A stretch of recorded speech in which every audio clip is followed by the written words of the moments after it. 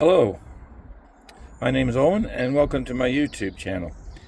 I want to take you a walk around on my R50 mini rally car. Just show you what you can do in a driveway. So I'm just going to flip the camera around.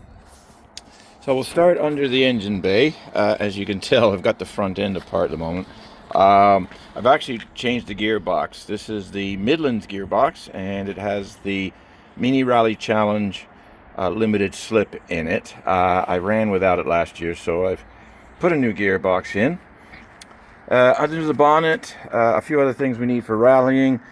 We're required to have a fuel sampling hose. So if you see here, that's the factory pressure regulator, if you will, and that's a push-on fitting which they use as standard.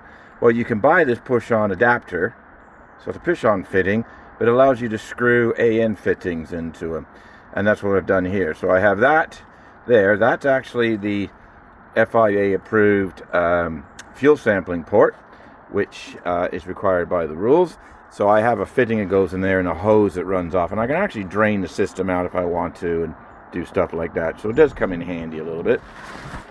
The fuel line going to it, I'm just making some changes to it. It screws on there. I've got it disconnected at the moment because I'm rerunning a new one. But if you notice down in here, I've run, you can see the bulk fitting there. That's for the fuel line because it runs through the inside of the car. That's a brake line bulkhead fitting. And all these wirings, the battery cables coming from under the bonnet going inside the car, are also on bulkhead fittings along with the wiring. So there's nothing going, there's no chance of rubbing wires going through the middle of the through the sheet metal, so that's safe there. You'll notice the blue hoses. Now I ran into a problem putting, this is a facelift model car, so the problem I have is that it ran a later 5-speed Getrag. So I put the earlier Midlands in, but the hoses were all wrong and I couldn't get any replacement hoses. The rules do allow us to run silicone hoses because only because we can get a hold of them. Whereas the rubber ones, you go to B&W and one small hose costs more than this entire set. So it wasn't feasible. Our technical man looked into it and go, no, okay, there's no performance gain. Just you can use them. So there we go there. Other things under the bonnet, you'll see we've got a fire system nozzle. There's one there, one there. This was a 4-nozzle system. There's one there and one there. And they also come through a bulkhead fitting, which is down there somewhere. And you notice it comes up the middle and then split. So I've got 2 to the left, 2 to the right, and that gives me an even distribution. The only other thing you'll notice is some copper pipe floating around in here, and that's the brake lines. I've removed all the standard brake lines. These brake lines now are all protected. They run inside the car to the rear, which I'll show you in a minute. So I do use copper. 1 is cost, 2, I had it lying around, and 3, occasionally, if you put enough brake pressure through, these actually move around under pressure. And I'm a bit funny sensitive with my pedal feel, so I kind of use the copper as much as I can, although you can see I've used braided here. It works just as fine. This is normally secured down, by the way. I'm in the middle of some work, so that's why it's flopping around, but normally that's not. So this one goes to the bulkhead fitting, goes inside the car. And this one here splits there, and you'll see it goes to that side, and buried in back there goes to that side. So that goes to the front wheels. And I do use braided line going to the calipers. There's no rubber hoses on it. And other than that, that's where I have an electronic kill switch, and that's the pull lever for the onboard firing system, which we'll have a look at the middle. Other than that, I've changed the lower wishbone bushes to polyurethane. But other than that, the car is standard. If you are doing a car like a Mini, that type of thing, the one area you got to watch out for is this area here. These are notorious, even on a road car. I've got another road car, and actually they mushroom up like this for a period of time. Not the strongest of design. We are allowed to reinforce plate. You can see I've actually got an outline of where I've got some plates. One of our fellow Mini Rally Challenge guys have actually made some plates, so I bought a set from them. And I don't know if we're going to have time to weld them in at the moment, but I do have them, and you can see that was the outline. I was working out where they go. So other than that, it's all standard and still in pieces at the moment. Great thing about the Mini is the front comes off and you can get right into the engine quite quickly. Moving on around, just looking at the brakes quickly, all standard. The brake pads are Mini Rally Challenge specific Mintex, and we use BC Racing suspension, which is, again, it's a Mini Rally Challenge specified kit. Works for both gravel and tarmac, so it's not bad. Does the job. Right. And if you're wondering about the glow, that is where I built the car. I do have a single car garage. Normally there is another car in it of my wife's, but at the moment it is absolutely full of junk. So there you go. But it's an outside thing. The sun is shining, weirdly briefly, so right. Let's have a look inside the car. Okay, so bolt-in roll cage. There are several manufacturers that we are allowed to run. The only restrictions, you can do a weld-in roll cage. The only restrictions being is we're not allowed to tie it into the rear suspension area or tie it forward into the front suspension. So there's no unfair advantage making the chassis stiffer by spending all that money and time putting a weld-in cage in, or even connecting this cage to the forward part. So nothing to worry about there. If you're building a car at home and everything, there is a little bit of welding that's required. Referring to is the weld-in plates, which you can see down there. There is welding required. They're the mounting plates for the roll cage. You have three options, essentially, is have a welder yourself. Take it sort of, I drove this car. This was a road car, so you could drive it to somewhere where you could have them just weld that up for you.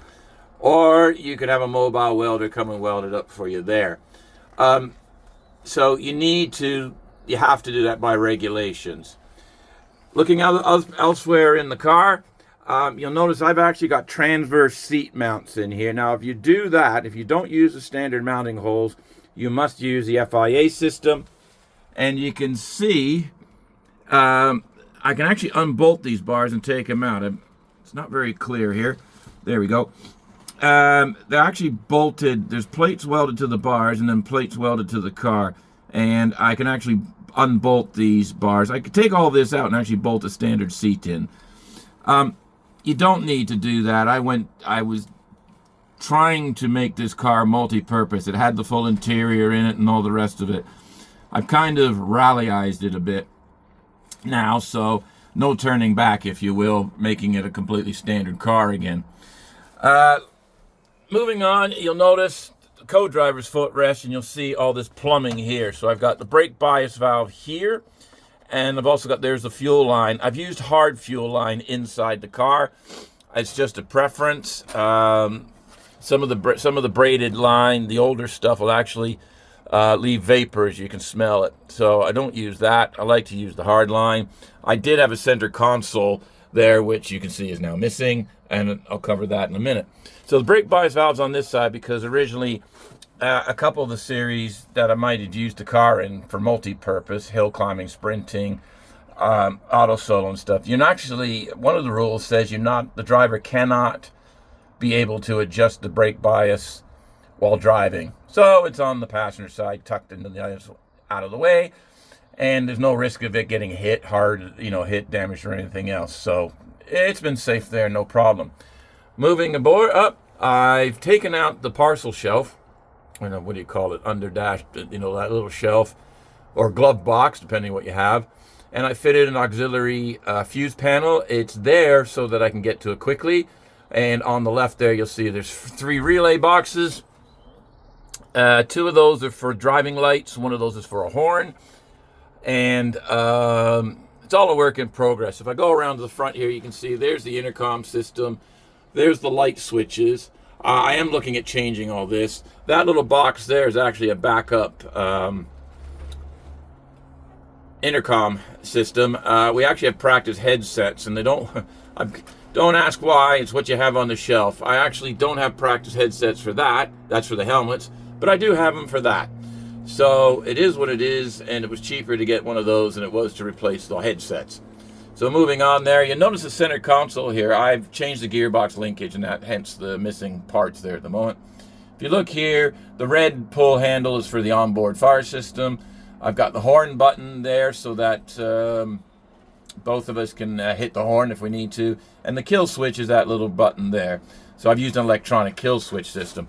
The onboard fire system, the bottle itself, is actually located under my legs, in front of my seat, behind my feet, and it sits under there.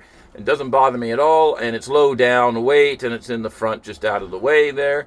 So it's a little nuisance to get to if you do a maintenance, but other than that, it does the job fine. And on the co-driver's side, that's where the handheld is. Now I want to show you one other thing, and you're going to sort of like, what? Giant fuse box sitting there. That is the standard fuse box plugged into the standard wiring. Normally, it belongs down in behind there. You can see that panel there, but you can also see that if I needed to get to it during an event, the co-driver's footrest is in the way, and that is bolted down solid.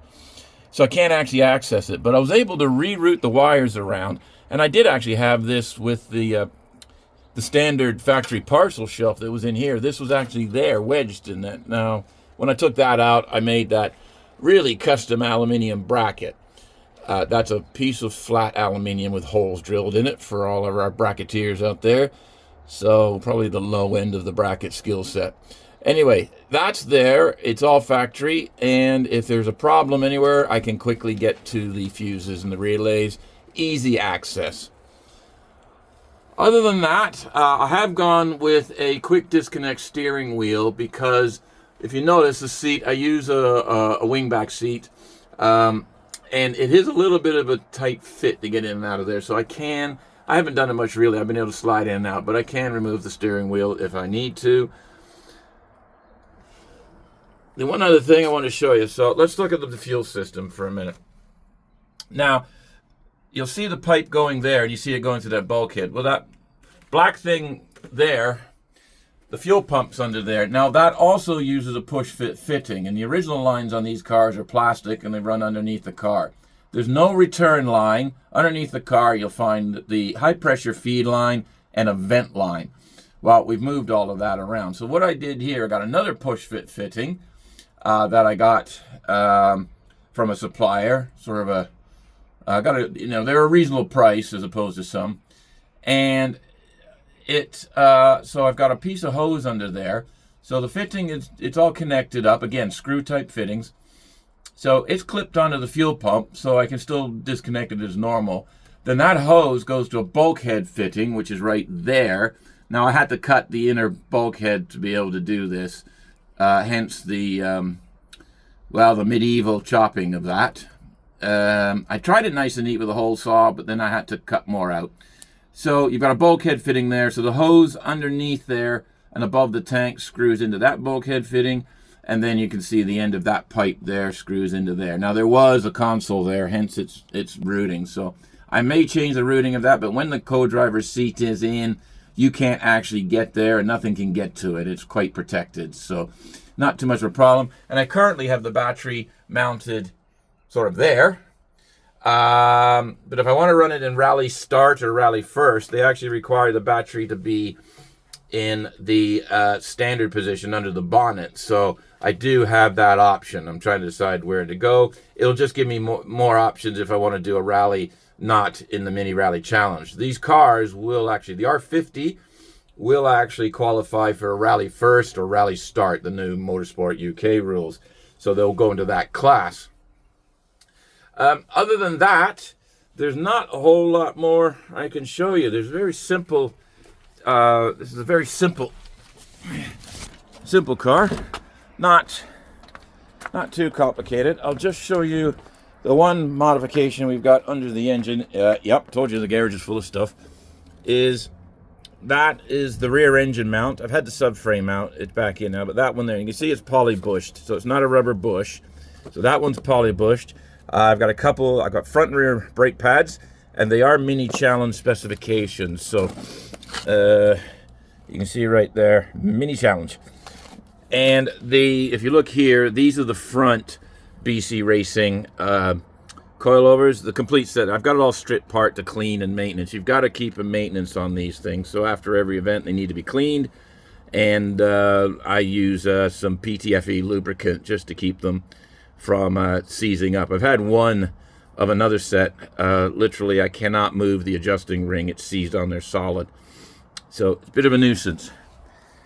So hopefully, gives you a little bit of an insight into what you need to at least get a rally car, something you want to get up and running. And like I said, I built this in the driveway, constantly mucking about with it. Got lots of jobs to do. I haven't got time to do them. So it will be as it will. So my goal is to get this car ready for about a month from now. It's going to be at Race Retro in the demonstration stage, he says he hopes. And then the first mini challenge round is actually March 9th, I think it is, at a place called Wheaton Barracks, and near Preston area, I believe. So, yeah, I am going to try and vlog more of this for you, and also the season, follow along. And, yeah, we'll see how we go. So, if you're interested, don't be afraid to ask questions. I'll happy to answer any and all. Until next time, take care.